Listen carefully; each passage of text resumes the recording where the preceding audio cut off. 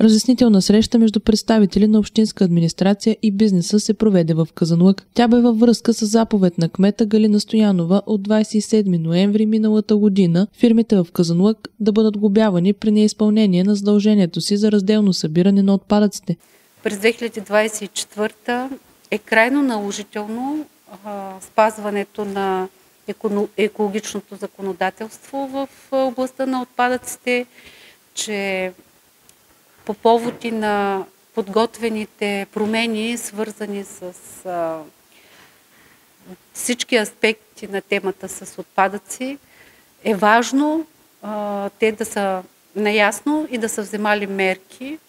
Тези отпадъци от опаковки от дейността им да не попадат в системата за сметосъбиране, която е изградена на територията на град Казанлък и на територията на община Казанлък, която има за цел да събере и транспортира до регионалната ни система битовите отпадъци.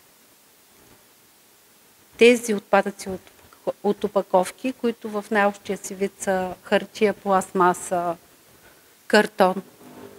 Има ред, по който трябва да бъдат отделени още при образуването им, т.е. при източника, по съответния регламентиран от закона ред да бъдат транспортирани и рециклирани, което ще помогне на всички ни с справяне с проблема с генерирането на отпадъци. За жителите на нашата община има отделен ред, по който те също могат да предават разделно събраните отпадъци от опаковки, от храни и от други предмети, които всъщност се получават в домакинствата. Санкциите за нарушителите са упоменати в самата заповед, допълни заместник-кметът Даниела Коева. Нашите проверки установиха, че значителна част, според тези фирми, които са проверени, разполагат с такива договори, с съответно регистрирани по реда на Закона за управление на отпадъци през регионалните инспекции по опазване на околна среда фирми, на които могат да предават отпадъците си.